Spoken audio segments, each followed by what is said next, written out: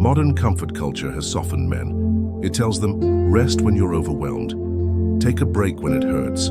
Step back when life is unfair. But life doesn't care how tired you are.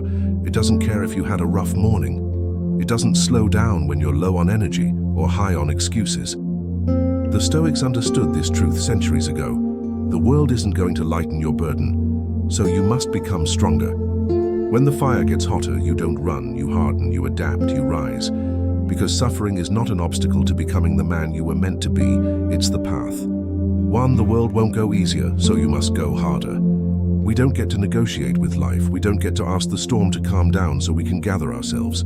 If anything, the moment it senses weakness, it presses harder. Marcus Aurelius understood this deeply. He wrote, "You have power over your mind, not outside events. Realize this, and you will find strength." When the pressure rises, you have two choices: complain and break, or adapt and sharpen. Men today are often told that pressure is harmful, that struggle must be avoided. But the Stoic doesn't believe this. He understands. Pressure is the forge. It either cracks you or carves you into steel. Why this matters. Weak men wait for things to get easier. Strong men prepare for them to get harder. Resilience is built through resistance, not by avoiding it. When you face reality head-on, you outgrow the version of you that couldn't. How to apply it. When the weight increases, say, "This is my training now." Track how you respond to challenge, not how you feel about it. Don't pray for an easier path. Pray for the strength to walk the hard one. Reminder, growth is not optional. Only your response to pain is. 2.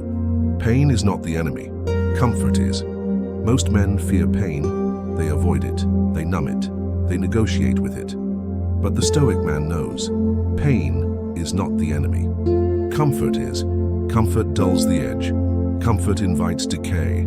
Comfort whispers, "You've done enough," when in truth, you've only begun. Seneca said, "Difficulties strengthen the mind as labor does the body." The harder life gets, the more valuable pain becomes. Why?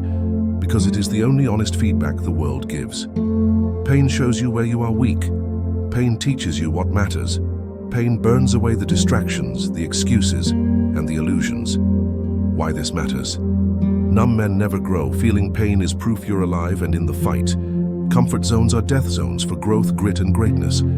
Facing pain head-on builds your threshold for everything. How to apply it. Choose the harder road daily. Small disciplines compound into mental armor. Reframe pain. This isn't punishment, it's preparation. Practice voluntary hardship each week. Go without, go harder, go longer. Reminder, what's painful now becomes powerful later. 3. Weak moments don't define you, but what you do in them does. Every man will have days he feels broken. You'll want to quit. You'll want to lie down. You'll question whether you can keep going. That's human, but the Stoic doesn't make decisions based on emotion. He recognizes the emotion and then chooses action anyway. Epictetus said, "Difficulties are things that show a man what he is." So what are you showing the world right now? Because your darkest days are the defining ones. Anyone can grind when it's easy. Only the disciplined persist when it's crushing. Why this matters? The gap between who you are and who you want to be is crossed in weak moments. Pain plus choice equals transformation. Consistency is forged on days you feel like doing nothing but show up anyway. How to apply it? Pre-decide. I train no matter how I feel. Let discipline overrule emotion. Build a non-negotiable base habit that continues even on bad days. Say to yourself, I don't have to feel strong to act strong. Reminder, you're not always in control of your pain, but you're always in control of your next step. 4. Resistance builds strength, so seek it, don't run from it. What do weights do for your muscles? They create resistance. And what does resistance do? It tears, breaks, and rebuilds stronger. Mental toughness works the same way. The more you choose resistance, the more pressure becomes fuel. You don't flinch under chaos. You become unshakable within it. Marcus Aurelius again. The impediment to action advances action. What stands in the way becomes the way.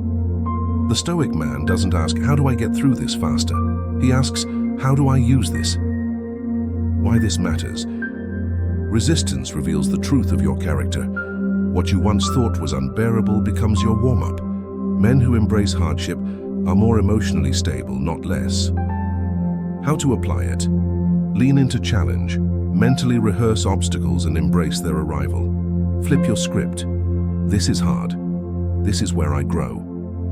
Measure your toughness by how calmly you endure, not how loudly you suffer. Reminder, resistance isn't the thing blocking you, it's the thing building you. 5. The standard must stay high, especially when life hits low. Anyone can hold the line when life is calm, but what about when you're tired? When everything feels like it's falling apart? When people betray you, goals fail, the future looks bleak. This is where most men lower the standard. They say, just this once. They skip the routine. They break the promise. But the Stoic knows that's when it matters most. Seneca reminds us, a gem cannot be polished without friction. That friction is real life. And if your code only holds when things are easy, then it's not a code, it's a costume. Why this matters? Hard days test your values, pass the test, and they become permanent. A high standard during low moments becomes your competitive edge. Every time you don't compromise, you reinforce self-respect. How to apply it? Identify your minimum daily standard. Never drop below it, no matter the storm. Ask, what would the man I respect do in this exact moment? Repeat, low energy doesn't mean low effort. Reminder, your standard is sacred. Guard it, especially when it's hardest. 6. Self-pity is the enemy. Responsibility is the weapon. When life turns cruel, most people turn inward and spiral into self-pity. Why me? Why is it always this hard? What did I do to deserve this? But the Stoic man doesn't dwell there. He feels the sting, but he doesn't stay in the wound. Because he knows, self-pity changes nothing. Action changes everything. Marcus Aurelius wrote, "You have power over your mind, not outside events." The moment you decide that life owes you nothing, that no one is coming to save you, you reclaim your power. Responsibility is the sword you use to cut through despair, not because everything is your fault, but because everything is now your opportunity. Why this matters? Self-pity weakens you, responsibility builds you. The man who owns his situation owns the power to change it. Strength begins where victimhood ends. How to apply it? When you start to complain, pause and ask, what can I control right now?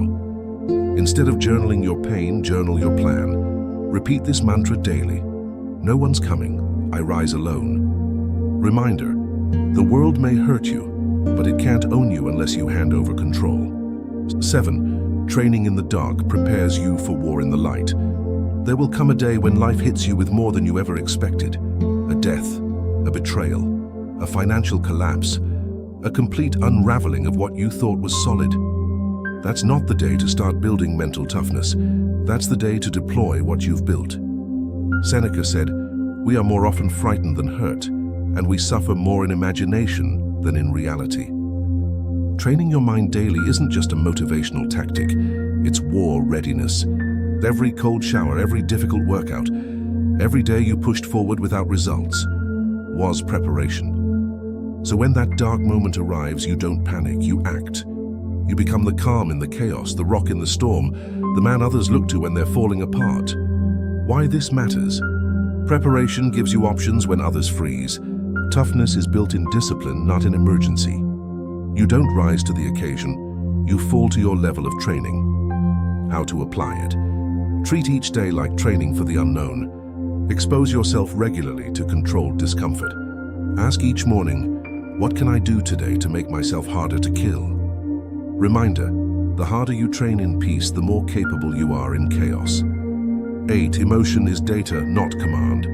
Men are often told to suppress emotion, but Stoicism doesn't deny emotion. It teaches mastery over it. You feel the pain, you feel the fear, you feel the discouragement, but you don't obey it. You extract wisdom from it, then you decide what serves my mission. Epictetus said, "It's not what happens to you, but how you react to it that matters." You're allowed to feel everything, but if those emotions drive the car, you crash. You must sit with them, not submit to them. The Stoic man chooses his response every time. Why this matters. Emotion unchecked becomes weakness. Emotion acknowledged becomes wisdom. Power comes from deciding, not reacting. Mastery means commanding your state under pressure. How to apply it? Pause before reacting. Ask, what is this emotion telling me? And do I need to act on it? Don't suppress, channel. Move emotion through action.